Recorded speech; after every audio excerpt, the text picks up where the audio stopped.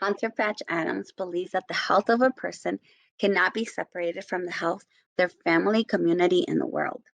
He built the Gut Sunside Institute, in which volunteers bring humor to patients and orphans during their hard times. He said, the reason adults should look as though they're having fun is to give kids a reason to want to grow up. Bienvenidos a mi clase de primer grado dual, soon to be filled with 17 of my amazing students. I haven't met any of them in person yet, but I feel like I know them. I know who has pets and who doesn't, how many siblings, who lives with mom, dad, abuelita, or tia, and I've even been in their homes. Virtually, that is. How can this be possible in a virtual learning classroom, you ask?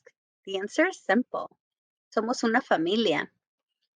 This school year has been like no other, and it has pushed both teachers and families like never before. Not only did we all have to learn to use different types of technologies daily, but our relationship with each other was forced to evolve as well. You see, parent engagement in the past was reduced to meeting your students' parents as they were dropping them off on the first day of school. After that, the only interaction were phone calls home when the rules were not being followed. If you were lucky, these parents had time to volunteer in your class, go to the PTA meetings, and do homework every night. A deeper relationship was only built if the parent worked hard for it. After my divorce, I was a single parent with 3 kids. I didn't have time to build that relationship. I was too busy working 2 jobs to make sure I was able to provide for my kids and finish college. I didn't have time to call the teachers every night, even less to volunteer in the PTA. This didn't mean I was careless about their education. I was just of the mindset, just like my parents, that their education was in the hands of the teacher. It wasn't until I became a teacher myself that my view shifted and I realized that I should have been doing a lot more. But I also wonder why the teachers never pushed to build that relationship with me either. At the end of August last year, Catherine Cusimano from the New York Times published an article titled How to Forge a Solid Parent-Teacher Relationship. She spoke to some New York City parents as well as Herman Na from the University of Florida who studied early childhood education. This article gave parents 5 things to do in order to be involved in their kids' education. These called for parents to share everything they know about their kids with the teacher, to ask all of the questions, to set expectations for communication, to create a plan to hit those academic goals, and to get active in the PTA. She's half right, but these behaviors have to come from teachers as well. Yes, even going to PTA meetings. Building relationships with the parents and teachers isn't something new. It's not a new idea. But the how we do it is. Learning Heroes, a national nonprofit whose mission is to inspire and equip parents to be learning heroes, did a survey that took place last summer. This showed that most parents were anxious and worried about the start of this new school year, and that at the top of their concerns were their kids' social interaction with their peers, having them stay on track academically, and the fact that there would be a ton of screen time. Parents felt more connected to their kids' schooling and felt ready for the challenges of this school year. It sounds great, but there were things that weren't working. Parents felt they didn't have regular access to the kids' teacher. That's the problem. This survey brought attention to how parents gain appreciation for teachers, but how many of them didn't feel they had built a relationship with them. For me, this school year began virtually. And because we ended last school year virtually, I made a lot of changes to how I built these relationships. Today, I have 99% of my parents engaged and actively communicating with me weekly, many of them daily, and a couple of them hourly. They send me videos and pictures, and I send them family activities. They even know where I live. We have cried together and have helped each other through some hard times. After all, I'm a parent, I can relate to a lot of their circumstances. I was going to make sure that this school year would be different, so I had to evolve. This is not a typical school year. So when I met parents before school began, we had heartfelt talks about our fears, our worries, what we wanted from each other, and what we wanted to see the kids be able to do. I always set a plan of action to last until parent-teacher conferences. This time it had to be week by week. We exchanged personal struggles, Yes, I share as well.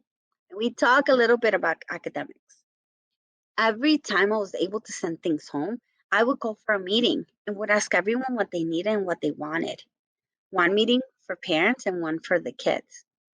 I learned that kids would tell me honestly what they needed, like glue and crayons. In the beginning, parents would just say, send the kids more work. These vague responses forced me to call a meeting with the parents before parent-teacher conferences. After letting them know that the kids are 100% honest, they got the point. If you don't tell me, your child will.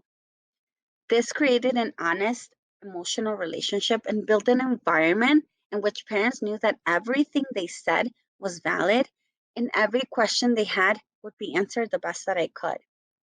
My parents are my co-teachers. They tell me when I forget to share my screen. They correct my spelling when I write in Spanish. Sí, también las maestras se equivocan. And they even give me suggestions on my lessons. We have created lessons in which students build crowd science experiments and make videos with their families. We have a morning and goodbye song in which the kids voted, and parents get daily messages from me saying what we covered in class, supplies that they'll need, and how awesome our day was. Many times, it's just me saying, a sus órdenes, I'm available, ask me anything. One of the fears teachers had starting this year was that parents would see how they teach. I was excited about that. As you can see, I'm not your typical teacher. I don't have a desk. I have to move and dance with the kids, even though they're not sitting in class. I still turn on our LED lights and we have virtual dance parties. I wear headbands and cat ears, bunny ears, and have different color hair every now and then. I make sure that everyone knows that we are unique and that makes us special. My relationship with families is a bit different than most teachers. Parents comment on my headbands, my hair, how the class looks, and I comment on their new furniture and how big their newborn babies are getting. I give them time to show off their kids during our Student of the Week time, where the class learns about each other. Things they would have never learned or seen in a regular school year. All of these activities, conversations, and interactions create a relationship that makes us una familia. This is what we need to aim for. Keeping this, growing this for years to come, not looking back at what was. Soon, I will be gaining some new family members and losing some. I will make sure that they know that whether they're in my classroom or not, I will continue to be there for them. And I will make sure that my new parents know how essential they are to a group and how excited I am to have them. 2020 took many things from us, but it also gave us the unintended knowledge that parents should always be our partners, and we should remember that each and every day. I challenge you today to make that phone call, send that video, grow that relationship. After all, we have nothing else to lose after last year, right? I leave you with this. In the words of Hunter Patch Adams, see what no one else sees. See what everyone chooses not to see. Out of fear, conformity, or laziness, see the whole world anew each day. Here's our goodbye song. Now we're friends. I love you. I love you. I can't wait until we meet again.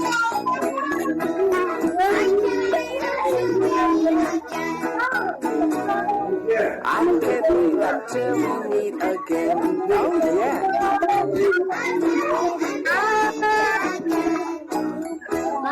Goodbye.